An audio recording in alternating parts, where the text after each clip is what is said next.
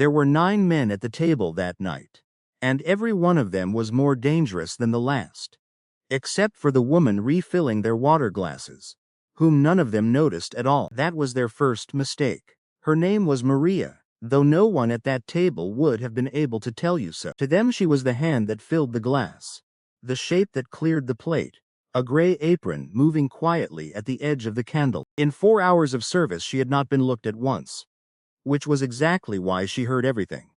At the head of the table sat Salvatore Renna, the most feared man in the city, and across from him sat his guest, an old Sicilian named Don Battista Corvo, who had flown across an ocean to shake Salvatore's hand and call him brother. Between the two of them lay a deal that would end a war.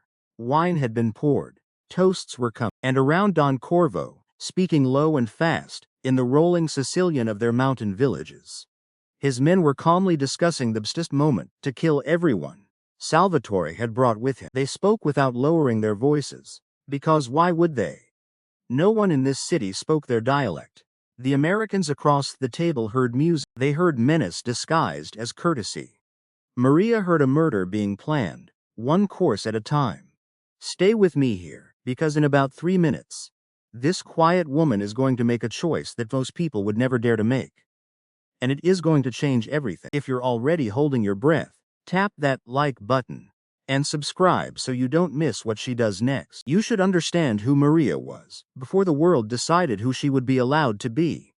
In another country, in what felt now like another life, she had sat in glass booths at the backs of conference halls and turned one language into another for presidents and judges. 5 languages, sometimes 6. She had spent 20 years listening to powerful men say things they thought no one else could follow, and rendering them faithfully, word for word. Then she had come here to this city, carrying 2 suitcases and a folder full of credentials that meant nothing the moment she crossed the border. Her degrees did not transfer, her decades did not count. A woman who had once whispered simultaneously in the ear of a head of state now filled water glasses for men who would not meet her eyes. And she did it with her back straight, because a person can lose almost everything and still refuse to lose the way they carry themselves. So when the Corvo men laughed among themselves, and one of them, a heavy man with a scar, said in Sicilian, "Look at this one, deaf and dumb, they hire furniture in America," Maria simply refilled his glass and said nothing. She had been underestimated by better men than him, and she had learned, over a long and quiet life, that being invisible is a kind of power, if you know when to use it. Tonight she was going to use it. The plan, as she assembled it from a dozen overheard fragments, was elegant and cruel. There would be a final toast to seal the alliance. When Don Corvo raised his glass and said the words "alla familia," to family, that was the signal. At that moment, 2 of his men would step out to bring in the gift they had promised. And what they would bring in instead were the 3 shooters waiting in the delivery van behind the restaurant. Salvatore's guards, relaxed by wine and good faith, would not see it coming. Maria set down her water pitcher very carefully, so that her hands would not shake. She owed Salvatore Renna nothing. He was, by every account she had ever heard, a dangerous man himself, and he had noticed her exactly as little as everyone else at that table. If she said nothing, if she simply walked back to the kitchen and untied her apron and went home, no one would ever know she had understood a single word. She thought about that. She let herself think about it honestly, the way you have to when the choice is real. And then she thought about the sound a room makes when men are killed in it, a sound she had heard once, long ago, in that other life, and had promised herself she would never stand by for again. She did not walk back to the kitchen. She picked up the wine, and she walked toward the head of the table, toward the most powerful, most dangerous man in the room, and she began to plan the most important sentence she would ever say. Salvatore Renna was reaching for his glass when the waitress leaned in to pour his wine. He barely registered her. His attention was on Don Corvo, on the old man's warm, crinkled smile, on the toast that was surely only moments away now. He had done 100 nights like this. He knew how they went. And then the waitress, refilling his glass with steady, unhurried hands, said something under her breath that made the whole world stop. She said it quietly, in flawless, unaccented Italian, pitched so only he could hear. "Signori, when the old man says to family, you have 30 seconds to live. There are 3 men in the van behind the kitchen. Do not look at me. Smile and pour the woman across from you a drink. For one full second, Salvatore Renna did not move. He had spent his entire life reading rooms, reading faces, reading the spells that separate the living from the dead, and every instinct he owned was now telling him two things at once. That this quiet, invisible woman had just spoken to him in the private language of the men who had come to bury him, and that she was telling the truth. Slowly, without looking at her, he smiled. He reached across the table, and he poured a drink for the woman seated across from him, exactly as he had been told. Down the table, the heavy man with the scar had stopped laughing, because he had just noticed the way the waitress spoke, and he had understood, far too late, that she had understood him all along. For a moment, the table held two conversations that no one was saying out loud. Don Battista Corvo lifted his glass, and his warm old eyes moved around the table, and the candlelight caught the gold of his rings. The alliance was one toast away. Everything was going exactly to plan.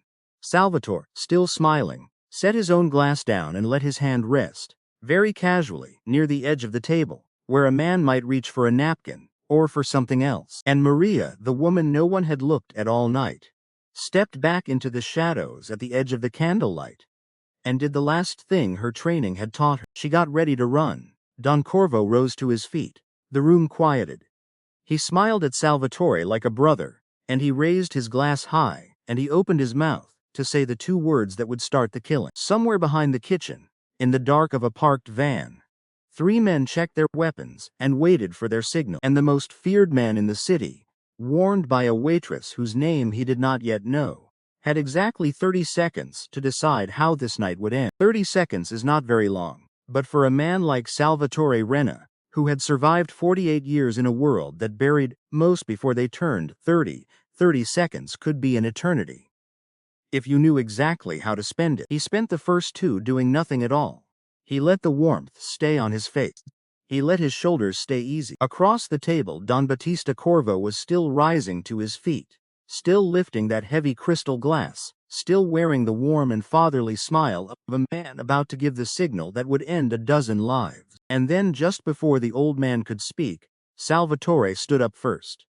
Don Corvo, he said, spreading his hands with a generous smile, his voice carrying easily down the long table. Forgive me, but you are a guest in my house tonight, and in my house the first toast belongs to the host. It was a small thing, a courtesy, a tiny reordering of the evening that no one could refuse without insult, but it took the signal out of the old man's mouth and put the whole room back into Salvatore's hands. Don Corvo hesitated, only for a breath. Then he inclined his head, gracious as ever, and settled back into his chair to let his host speak. He did not notice the small gesture Salvatore made with two fingers as he lifted his own glass, a gesture his men had known for years. Two of them rose quietly and left the room. This is the moment everything turns. If you have made it this far with Maria and Salvatore, do me a favor and tap that like button right now. It genuinely helps this story reach more people who need it. And stay to the very end, because what Salvatore does for this quiet woman is the part you will remember. Salvatore lifted his glass and he began to talk. He talked about the long road that had brought the two families to this table. He talked about old wars and older grudges, about fathers and grandfathers, about the price of peace and the weight of trust. He talked slowly, warmly, unhurried, like a man with all the time in the world. He was in fact buying seconds. Every sentence was another moment, for the two men he had sent out of the room to reach the alley behind the kitchen, where a dark van waited with three killers inside. And then, near the end of his toast, Salvatore did something that changed the temperature of the entire room. He switched to Italian, not the polished Italian of opera and postcards, the rolling, mountain Sicilian of the Corvo family's own villages, the private dialect they had been speaking all night, certain that no American at the table could follow a word of it. A man's true family, Salvatore said in their own tongue, looking directly at Don Corvo, is known not by the toasts he gives, but by whether he keeps the roof he promised over your head. The candlelight seemed to dim. Down the table, three of the Corvo men went absolutely still, the blood draining from their faces, because every cruel thing they had said tonight, every detail of the plan they had laid out so freely, had been spoken in that same dialect, in front of this man, who had just proven he understood every syllable. They simply did not yet know how he understood it, Don Battista Corvo's warm smile finally slowly came apart. What the old man did not know was that his plan had already failed. Behind the kitchen, in the dark of the alley, the two Corvo men who had slipped out to bring in the gift had opened the back of the van and found Salvatore's people already there. The three shooters were disarmed and on their knees before they understood what was happening. No shot was fired, no alarm was raised. The trap had been sprung, quietly and completely, on the men who built it. Inside, the balance of the room had shifted without a single voice being raised. Salvatore sat back down, unbuttoned his jacket, and looked at Don Corvo with the calm of a man who already knows how the story ends. "Your gift isn't coming, old friend," he said quietly. "Neither are your two men, or the three you left in the van." The table had gone silent. "You flew across an ocean to sit at my table, eat my food and call me brother," Salvatore continued. His voice never rose. It never had to. "And the whole time you were counting the seconds until you could kill everyone I love. In your own house, in your own code, there is only one word for a man who betrays the salt and bread of his host." He let the silence hold. "Say it," Salvatore said softly. "In front of your men, say what you are." Don Corvo's hands were trembling now, the gold rings catching the candlelight. He did not say the word. He did not have to. Every man at that table already knew it, and knowing it, they would carry the story of this night back across the ocean. The story of the great Don Corvo, who broke the oldest law of hospitality, and lost. Some deaths are cleaner than what waited for the Corvo name now. Salvatore did not need to spill a drop of blood in that room. He only needed the truth to travel, and it would. It was the scar-faced man who broke. He had spent the whole evening laughing at the quiet woman with the water pitcher, and somewhere in the last few minutes, his slow mind had finally caught up to the truth. That the waitress had understood him. That the waitress had warned Salvatore. That the waitress had ruined everything. He came out of his chair fast, reaching under his jacket, his eyes locked on Maria in the shadows at the edge of the room. He never took a second step. Salvatore moved between them before the man had fully risen, and one of Salvatore's guards had the scar-faced man's wrist pinned to the table an instant later. The knife he had been reaching for clattered onto the wood, harmless. For a moment, Salvatore Renna, the mayor in the city, stood squarely in front of a 52-year-old waitress in a gray apron, shielding her with his own body, as if she were the most valuable person in the room, which, tonight, she had been.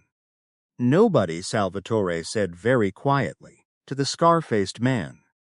The Corvo family was escorted out of the city before dawn, hollow and disgraced, their alliance dead and their name already beginning to rot in the mouths of everyone who would hear what they had done. And when the long table was finally empty, and the candles had burned low, Salvatore Renna walked over to the woman who had been standing quietly in the corner, waiting, because she did not yet know if she was free to go, and she was too dignified to ask. He looked at her properly for the first time all night.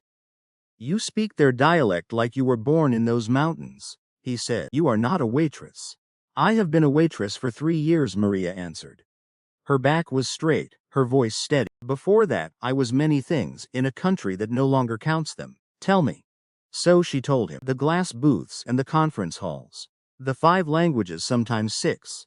The 20 years of turning one tongue into another for presidents and judges. The 2 suitcases, the folder of credentials that meant nothing here. The slow shrinking of a large life into a gray apron, and a row of belongings no one ever noticed. Salvatore listened to all of it without interrupting once, which was itself a thing he almost never did.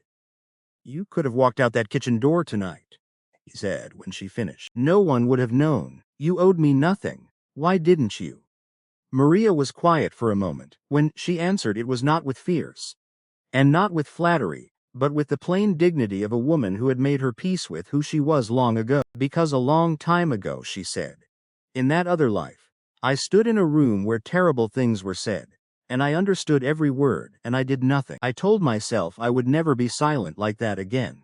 She looked at him steadily. "It was not about you, Miss Renna. It was about me. I do not walk past the truth." Salvatore Renna had been offered a great many things in his life: loyalty, money, fear, obedience. He had rarely been offered simple honesty, and he had almost never been surprised. He was surprised now. "I am not going to offer you money," he said. A woman who refused to trade her silence for her life is not going to be insulted with a reward. Maria said nothing, she only waited. The way she had waited her whole life. I am going to offer you your work back, Salvatore said. Not the apron. The booth. I sit across from dangerous men from a dozen countries, and I am tired of trusting them to tell me what they are really saying. I need someone at my side who hears every word. He paused. I have never in my life found someone I could trust to do it until a waitress at my own table heard 9 men plan my death and chose to warn me anyway. For the first time that night, perhaps for the first time in 3 long years, Maria's composed face changed. Her eyes filled, though she did not let a single tear fall, because she was still Maria, and Maria carried herself with dignity even in the best of moments. On one condition, she said. Salvatore raised an eyebrow. Few people gave him conditions. You will look at the people who serve you, Maria said quietly. All of them, the ones who fill your glass, the ones no one notices. A small, tired, luminous smile touched her mouth. You never know which one of them is listening. Salvatore Renna, the most feared man in the city, laughed. A real laugh surprised out of him, the kind his own men had not heard in years. That, he said, is the smartest advice anyone has ever given me. The world had spent 3 years telling Maria that she was invisible. The world had been wrong. She had never been invisible. She had simply been waiting, quietly, with her back straight and her eyes open. For the one night, it would matter that she saw everything, and heard everything, and had the courage to speak. Because that is the truth the powerful so often forget.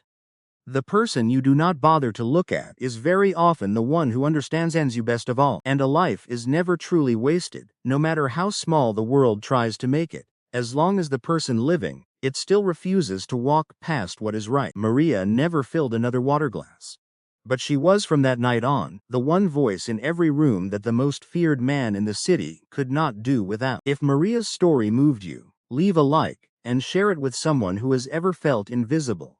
They may need to hear that being overlooked is not the same as being small. And subscribe, because next week, someone else the world underestimated is about to change everything. Thank you for listening. And I will see you in the next story.